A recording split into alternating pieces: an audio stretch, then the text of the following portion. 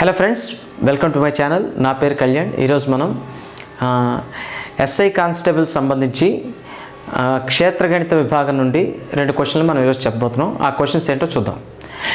దీర్ఘచతురస్రాకారంలో ఉండే ఒక స్థలం పొడవు వెడల్పు కన్నా 20 మీటర్లు ఎక్కువ. ఓకే, ₹26.50 రేటుతో పొలం చుట్టూ కంచె వేయడానికి అయ్యే ఖర్చు 5,300 రూపాయలు అయితే మీటర్లలోని పొలం పొడవు ఎంత? ఓకే, సో ఇప్పుడు దీన్ని 2-3 రకాలుగా అప్రోచ్ చేయొచ్చు. ఓకే, ఆ 2-3 రకాల అప్రోచ్లు ఏంటి అంటే ఒకసారి చూడండి. ఫస్ట్ జెన్యూన్గా చేస్తాం. ఎలాగా? దీర్ఘచతురస్రాకార పొలం ఉంది. వాడు ఇక్కడ చెప్పింది ఏంటంటే వెడల్పు కంటే పొడవు 20 మీటర్లు ఎక్కువ. అంటే ఇప్పుడు ఒకవేళ వెడల్పు అనేది ఎక్స్ తీసుకున్నాం అనుకోండి, వెడల్పు అనేది ఎంత ఎక్స్ అనుకున్నాం అనుకోండి, వెడల్పు ఎక్స్ అనుకున్నప్పుడు పొడవు ఎంత అవుతుంది? ఎక్స్ ప్లస్ 20 అవుతుంది. అంతే కదా వాడు చెప్పాడు. పొడవు అనేది వెడల్పు కంటే 20 మీటర్లు అధికంగా ఉంది. అంటే ఇది ఎక్స్ అనుకుంటే ఎక్స్కి 20 కలుస్తుంది పొడవు విషయంలో. ఓకే, అంటే పొడవు అనేది ఎక్స్ ప్లస్ 20 అవుతుంది. ఓకే, ఇప్పుడు వాడు ఏమన్నాడు? దాని చుట్టూ కంచె వేయడానికి అయ్యే ఖర్చు మీటర్ ఖర్చు ఎంత ఇచ్చాడు? ₹26.50. అలాగే మొత్తం ఖర్చు ఎంత ఇచ్చాడు? 5,300. అసలు మనకి పొలం చుట్టూ కంచె వేయడానికి అయ్యే ఖర్చు ఏ విధంగా అవుతుంది? పొలం చుట్టూ కంచె వేయడం అంటే దేని చుట్టూ వేస్తారు? దాని చుట్టుకొలత వెంబడే కదా వేస్తాం. అంటే పొలం చుట్టూ కంచె వేయడానికి అయ్యే ఖర్చు ఎలా వస్తుంది? కంచె వేయడానికి అయ్యే ఖర్చు ఇది ఏ విధంగా వస్తుంది? కంచె వేయడం అంటే దాని చుట్టుకొలతకు వేస్తాం కాబట్టి చుట్టుకొలతని దాని మీటర్ ధర అంటే యూనిట్ ధర చేత గుణిస్తే అది వస్తుంది. అవునా కదా? సో కాబట్టి చుట్టుకొలత ఇంటూ మీటర్ ధర. మీటర్ ధర అంటే ఇక్కడ యూనిట్ ధర అని రాస్తున్నాను. ఓకే, ఇప్పుడు చుట్టుకొలత ఎలా వస్తుంది మనకి? ఇది దీర్ఘచతురస్రాకారం కాబట్టి దాని యొక్క చుట్టుకొలత 2 ఇంటూ పొడవు ప్లస్ వెడల్పు. అంతేనా? సో ఇది 2 ఇంటూ పొడవు ఎంత? ఎక్స్ ప్లస్ 20 ప్లస్ వెడల్పు ఎంత? X. Okay, X plus 20 X. Okay, పొడవు వెడల్పు. ఓకే, ఇప్పుడు పొడవు వెడల్పు ఇదేంటిది? ఇది 2 ఇంటూ పొడవు ప్లస్ వెడల్పు. ఇది చుట్టుకొలత అయింది. ఇప్పుడు యూనిట్ కాస్ట్ మనం ఎంత ఇచ్చాం? యూనిట్ ధర ₹26.50. అంతేనా? అంటే 26.50. ఈ 0 ఇటువైపు వేయిపోయిన నష్టమేం లేదు. అంటే 26.5. అంతేనా కదా? మనకి కంచె వేయడానికి అయ్యే ఖర్చు ఎలా వస్తుంది? చుట్టుకొలతని దాని యూనిట్ ధరతో అంటే మీటర్కి అయ్యే ఖర్చుతో గుణిస్తే వస్తుంది. అవునా? అంటే చుట్టుకొలత ఏంటి? 2 into L plus B. L అంటే పొడవు, బి అంటే వెడల్పు. ఎల్ అంటే ఎంత? ఇక్కడ ఎక్స్ ప్లస్ 20, బి అంటే ఎంత? ఎక్స్. ఈ రెండింటిని కలిపితే ఇది ఎంత అయింది? చుట్టుకొలత. అలాగే దాని యూనిట్ ధర అంటే మీటర్ ఖర్చు ఎంత ఇచ్చాడు? ₹26.50 ఇచ్చాడు. క్లియర్? ఓకే, ఇప్పుడు దీన్ని కొంచెం సింప్లిఫై చేద్దాం. సింప్లిఫై చేస్తే ఎంత అవుతుంది? 2 ఇంటూ 26.5. అనవసరంగా గుణించకండి. 26 రెళ్ళు 52. 0.5 అంటే హాఫ్ ఇంటూ 2 1. అంతేనా? 2 0.5 1 2 26 52 అంటే 53. 26.5 రెళ్ళు 53. క్లియర్? సో కాబట్టి 53 ఇంటూ ఇది ఎంత అవుతుంది? X plus X 2x plus 20. 2x plus 20. దీన్ని మల్టిప్లై చేయకండి, ఇలా ఉంచేయండి. ఇది మనకి వచ్చిన చుట్టుకొలత. అవునా? సారీ, మనకైన మొత్తం ఖర్చు, కంచె వేయడానికైనా మొత్తం ఖర్చు. అయితే కంచె వేయడానికి అయ్యే మొత్తం ఖర్చు వాడెంత ఇచ్చాడు? ఓకే, 5,300 రూపాయలు ఇచ్చాడు. అంతేనా? అంటే మీటర్కి అయ్యే ఖర్చు ఎంత అయితే మొత్తం ఖర్చు ఎంత అన్నాడు? 5,300 అన్నాడు. మొత్తం ఖర్చు మనం ఎలా తెచ్చాం? చుట్టుకొలతని మీటర్ ధరతో గుణించాం. అప్పుడు మొత్తం ఖర్చు వచ్చేసింది. ఈ మొత్తం ఖర్చు అనేది వాడెంత ఇచ్చాడు? 5,300 ఇచ్చాడు. అంటే దాని అర్థం ఏంటి? ఆ రెండు సమానమే కదా. అంటే 53 ఇంటూ 2x ప్లస్ 20 అనేది 2x ప్లస్ 20 అనేది దేనికి సమానమైంది? 5,300 సమానమైంది. ఎందుకు గుణించొద్దన్నానో ఇప్పుడు మీకు అర్థమవుతుంది. ఇప్పుడు ఈ 53 ఇటు వస్తే డివైడ్ చేస్తుంది కదా, భాగిస్తుంది కదా. సో కాబట్టి మరి ఇక్కడి నుంచి భాగించవచ్చు. 53 ఒకట్లు 53 వందలు. అందుకే గుణించొద్దని చెప్పాను, ఎందుకంటే టైం వేస్ట్ కదా. సో ఇప్పుడు 2x ప్లస్ 20 విలువ ఎంత ఉంది? 100. ఓకే, ఇప్పుడు 2x ఈజ్ ఈక్వల్ టు ఈ 20 ఎటు వెళ్తే -20 కదా. -20 అంటే 100లోంచి -20 అయితే ఎంత అవుతుంది? 80. ఓకే, 80. ఇప్పుడు ఎక్స్ విలువ ఈ 2 ఇటు వస్తే డివైడ్ చేస్తుంది కాబట్టి ఇక్కడి నుంచి కొట్టేద్దామా? ఎంత? 2 40. అంతేనా? సో కాబట్టి ఎక్స్ విలువ ఎంత అయింది? 40. ఎక్స్ విలువ ఎంత? 40. ఎక్స్ విలువ 40 అంటే దాని అర్థం ఏంటి? వెడల్పు ఎంత వచ్చింది? 40 వచ్చింది. అప్పుడు పొడవు ఎంత అవ్వాలి మనకి? పొడవు ఎంత అవ్వాలి? వెడల్పు అనేది ఎక్స్, పొడవు ఎక్స్ ప్లస్ 20 కాబట్టి 40 + 20 60 అయినా 60 మీటర్లు. సో కాబట్టి ఆ స్థలం ఓకే, ఆ స్థలం యొక్క పొడవు వెడల్పులు ఎంత అంటే 60 40 వచ్చాయి మనకి. ఓకే, అయితే ఇప్పుడు మనకి వాడు అడిగింది ఏంటి? పొలం యొక్క పొడవే కదా.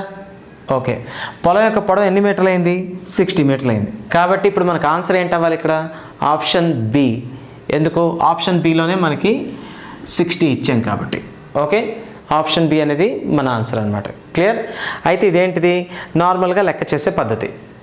ఓకే, చుట్టుకొలతని మీటర్ ధరతో గుణించి దాన్ని 5300 సమానం చేయడం ద్వారా ఎక్స్ విలువ కట్టడం. కూడదు నేను ఆప్షన్ ద్వారా వెళ్దాం అనుకున్నారు అనుకోండి, ఆప్షన్ ద్వారా కూడా వెళ్ళొచ్చు. ఓకే, ఆప్షన్ ద్వారా ఎలా వెళ్తారు? ఇప్పుడు ఇచ్చిన వాటన్నిటిలోని ఏదో ఒకటి ఖచ్చితంగా ఏంటి అవ్వాలంటే పొడవు అవ్వాలి. అంతేనా కదా? ఇచ్చిన వాటన్నిటిలోని ఏదో ఒకటి ఆ దీర్ఘచతురస్రం యొక్క పొడవు అవ్వాలి. ఆప్షన్స్ అసలు మనకి ఏంటంటే ఇచ్చాడు వాడు? ఇలా చూడండి, ఆప్షన్స్ ఏంటంటే ఇచ్చాడు? 40 60, ఏ 40, బి 60, సి 120, 120, అలాగే D data inadequate. Okay, so ఇప్పుడు మనకి అలా ఆప్షన్స్ ఇచ్చాడు. ఇందులో ఖచ్చితంగా ఏదో ఒకటి మనకి దీర్ఘచతురస్రం యొక్క పొడవు అవ్వాలి. ఓకే, సపోజ్ ఫస్ట్ది 40 అనుకోండి, 40 పొడవు అయింది అనుకోండి. మనం ఏం చెప్పాం? 40 అనేది అంటే దీర్ఘచతురస్రం యొక్క వెడల్పు కంటే పొడవు అనేది 20 మీటర్లు ఎక్కువ అన్నాం. వెడల్పు కంటే పొడవు అనేది 20 మీటర్స్ ఎక్కువ అన్నాం. అవునా? అప్పుడు పొడవు కంటే వెడల్పు ఎన్ని మీటర్లు తక్కువ? 20 మీటర్లు తక్కువనే కదా. అంటే వెడల్పుకి 20 మీటర్లు కలిపితే పొడవు వచ్చింది. ఇందులో ఒకటి ఖచ్చితంగా పొడవు అవ్వాలి. 40 మీటర్లు పొడవు అనుకున్నాం. అప్పుడు 40లోంచి 20 తగ్గిస్తే వెడల్పు రావాలిగా. అది సో కాబట్టి ఇప్పుడు 40లోంచి అంటే పొడవు అనేది 40 అని తీసుకుంటే ఫస్ట్ ఆప్షన్ ద్వారా దాని వెడల్పు ఎంత అవ్వాలి? 20 అవ్వాలి. వెడల్పు ఎంత అవ్వాలి? 20. అయితే ఇప్పుడు వాడు మనకేమన్నాడు? దాని చుట్టూ కంచె వేయడానికి అయ్యే ఖర్చు మనకి 5300 రావాలి. అవునా? కంచె వేయడానికి అయ్యే ఖర్చు ఎలా వస్తుంది చూడండి.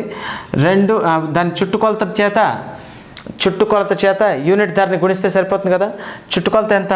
2 × L + B, 2 × 40 + 20 అంటే 60 అయినా. దీన్ని 26 రూపాయలు 50 పైసల చేత గుణిస్తే ఎంత వస్తుంది? 26 రూపాయలు 50 పైసలే కదా యూనిట్ ధర. దాని చేత గుణిస్తే మనకి ఎంత రావాలి? ఖర్చు 5300 రావాలి. అంతే కదా? వెరిఫికేషన్ 5300 రావాలంటే చూడండి, 26.5 53, 53 × 60. 53 ఆర్లు ఎంత? 50. ఇక్కడ 0కి 0 వేసేసాం. 50 ఆర్లు 300, 3 ఆర్లు 18 అంటే ఎంత? 318. 3180 ఖర్చు వచ్చింది. కానీ మనకి ఎంత రావాలి? 5300 రావాలి. సో కాబట్టి ఇక్కడ పోయినట్టే కదా ఆప్షన్. సో కాబట్టి ఈ ఆప్షన్ ఆన్సర్ కాదనమాట. అంటే వెరిఫికేషన్ పద్ధతిలో చేయాలనుకునే వాళ్ళకి. కానీ ఒకటి ఆలోచించండి, ఇలా ప్రతి ఒక్క ఆప్షన్ వెతుక్కునే కంటే ఇలా లెక్క చేసేయడమే ఈజీ. ఓకే, అయినప్పటికీ కూడా ఇలా ఆలోచించే వాళ్ళు ఉంటారనే ఉద్దేశంతో ఇది చెప్తున్నాను. ఒకసారి చూడండి. ఇప్పుడు సపోజ్ ఎల్ అనేది 60 అనుకోండి. ఇక్కడ ఆన్సర్ చూడకండి, ఇది ఒక పద్ధతి అయిపోయింది. ఎల్ అనేది ఎంత? 60. ఎల్ అనేది 60 అనుకుంటే అంటే వెడల్పు కంటే పొడవు 20 ఎక్కువ. అంటే పొడవులో 20 తగ్గిస్తే వెడల్పు వస్తుంది 40. అవునా? ఇప్పుడు దీని చుట్టూ కంచె వేయడానికి అయ్యే ఖర్చు మనకి 5300 రావాలి. వస్తే కరెక్టే. సో ఇప్పుడు దీని యొక్క చుట్టుకొలతని యూనిట్ ధరతో గుణించడమే కదా అర్థం. మీటర్ ధరతో చుట్టుకొలతను గుణిస్తే 5300 రావాలి. చుట్టుకొలత ఎంత అవుతుంది? 2 × పొడవు + వెడల్పు, 2 × 40 + 60 ఎంత? 100 ఇంటూ ఎంతది? 26.5. 26.5 ఎంత? 53 ఇంటూ ఎంత? 100. అంతే కదా. ఈ రెండు గుణిస్తే 53, ఇది 100 అంటే ఎంత? 5300 కదా. సో కాబట్టి మనకు ఆప్షన్ ద్వారా అప్రోచ్ అయితే ఈ విధంగా ఆన్సర్ వచ్చేస్తుంది. అర్థమైంది కదా. అయితే ఆప్షన్ ద్వారా అప్రోచ్ అవడంలో ఇంకొక చిన్న ప్రాబ్లం కూడా ఉంది. ఏంటి అంటే ఇక్కడ మనకి రెండో ఆప్షన్ ఆన్సర్ వచ్చింది. ఒకవేళ ఆన్సర్ కనుక 4వ ఆప్షన్లో పెట్టాడు అనుకోండి, అప్పుడు మీరు ఈ ప్రాసెస్ ఒకసారి చేయాలి, 2 సార్లు చేయాలి, 3 సార్లు చేయాలి, అలా 4 సార్లు చేయాలి. 4వ సారికి ఆన్సర్ తెలుస్తుంది. ఈ లోపుగా చాలా టైం వేస్ట్ అయిపోతుంది కదా. అంతకంటే బెటర్ ఏంటి, ఇలా చేసుకోవడం మంచిది. నేను సజెస్ట్ చేసేది ఇలా సజెస్ట్ చేస్తున్నాను. లేదు పొడవు ఆప్షన్ ద్వారా వెళ్తాం అనుకున్న వాళ్ళకి అప్పుడు మీరు ఎలా పెట్టుకుంటారంటే, ఫస్ట్ ఆప్షన్ 40 అనేది ఆ దీర్ఘచతురస్రాకారం యొక్క పొడవు అయింది అనుకుంటే, వెడల్పు దానికంటే 20 తక్కువ అవుతుంది. అప్పుడు 40, 20 పొడవు వెడల్పులు అవుతాయి. దాని చుట్టూ కంచి వేయడానికి అయ్యే ఖర్చు ఎలా వస్తుంది అంటే, దాని చుట్టుకొలతని యూనిట్ ధరతో గుణిస్తే వస్తుంది. యూనిట్ ధర ఆల్రెడీ 26 రూపాయల 50 పైసలు అని చెప్పాం. కాబట్టి దాని చుట్టుకొలత ఎంత అవుతుంది, 2 × 40 + 20, కాబట్టి 2 × 60. దాన్ని మల్టిప్లై చేస్తే ఆన్సర్ అనేది 3180 వచ్చింది. 3180 వస్తే మనకి ఆన్సర్ కాదు కదా. ఎందుకు, మనకి ఎంత రావాలి, మొత్తం ఖర్చు 5300 రావాలి. మొత్తం ఖర్చు 5300 ఏ ఆప్షన్తో వస్తుందో అది ఆన్సర్ అవుతుంది. ఇక్కడ మనం 60ని పొడవుగా తీసుకుంటే రెండో ఆప్షన్ నుంచి 60 పొడవైనప్పుడు దాని నుంచి 20 తగ్గిస్తే 40 అనేది వెడల్పోయింది.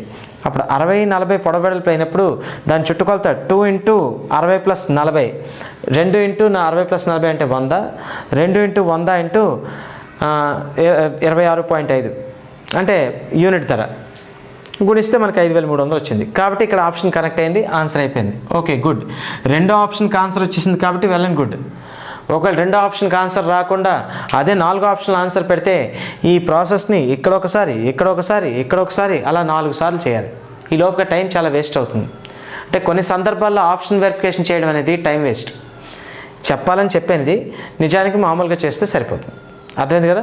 వెడల్పుని x అనుకుని దానికంటే x + 20 అనేది దాని యొక్క పొడవు అనుకుంటే దాని చుట్టుకొలత 2 × x + 20 + x × 26.5 అనేది యూనిట్ ధర గుణిస్తే ఆటోమేటిక్గా మనకి ఏమవుతుంది అంటే దాని ఖర్చు వస్తుంది. ఆ ఖర్చు 5300 సమానం చేసి x వాల్యూ కట్టేయడం. సో దాని ద్వారా మీకు వస్తుంది. సరే, ఏది ఏమైనప్పుడు కూడా ఆన్సర్ ఎంత, ఆప్షన్ బి ఎంత, 60. Okay, option B 60. Next question చూద్దాం. నెక్స్ట్ ప్రాబ్లం, 8 మీటర్ల వెడల్పు 15 మీటర్ల పొడవు కలిగిన దీర్ఘచతురస్రం యొక్క వైశాల్యం ఎంత? ఏమిచ్చాడు, పొడవు వెడల్పు ఇచ్చి వైశాల్యం కట్టమన్నాడు. అంటే ఏంటి, ఇక్కడ చూడండి, వెడల్పు 8 అన్నాడు, పొడవు ఎంత అన్నాడు, 15, 8 అంతే కదా. సో కాబట్టి పొడవు వెడల్పు ఇచ్చినప్పుడు వైశాల్యం ఏమవుతుంది, పొడవు ఇంటూ వెడల్పే కదా. సో కాబట్టి దీని వైశాల్యం ఈక్వల్ టు ఎంత, 15 × 8. 15 8 చేత గుణిస్తే ఎంత వస్తుంది, 120 చదరపు. ఇక్కడ మీటర్లు ఇచ్చాడా సెంటీమీటర్లు ఇచ్చాడా, మీటర్లు. సో కాబట్టి చదరపు మీటర్లు. సో కాబట్టి వైశాల్యం అంతా 120 చదరపు మీటర్లు. 120 చదరపు మీటర్లు అనేది ఎన్ని ఆప్షన్లు ఉంది, ఆప్షన్ నెంబర్ 3 కదా. సో కాబట్టి ఆప్షన్ నెంబర్ 3 అనేది మన ఆన్సర్ అనమాట. అయితే ఒకసారి చూసుకోండి, ఇక్కడ 120 అని ఇచ్చేసరికి అన్ని 120లే ఉన్నాయి. ఒకటేమో 120 మీటర్లు ఉన్నాయి, ఒకదానికి 120 సెంటీమీటర్స్ ఉన్నాయి, ఒకదానికి 120 చదరపు సెంటీమీటర్లు ఉన్నాయి, ఒకదానికి 120 చదరపు మీటర్లు ఉన్నాయి. మనం దేన్ని ఎంచుకోవాలి, 120 చదరపు మీటర్లు. ఓకే, ఎందుకంటే వైశాల్యాన్ని ఎప్పుడు చదరపు యూనిట్లో కొలుస్తాం. సరే, కాబట్టి ఈ చిన్న ప్రాబ్లమ్సే కాబట్టి మీకు బాగానే అర్థమయ్యి అనుకుంటున్నాను. సో కాబట్టి నెక్స్ట్ వీడియోలో ఇంకొన్ని మంచి ప్రాబ్లమ్స్తో మళ్ళీ కలుద్దాం. Thank you.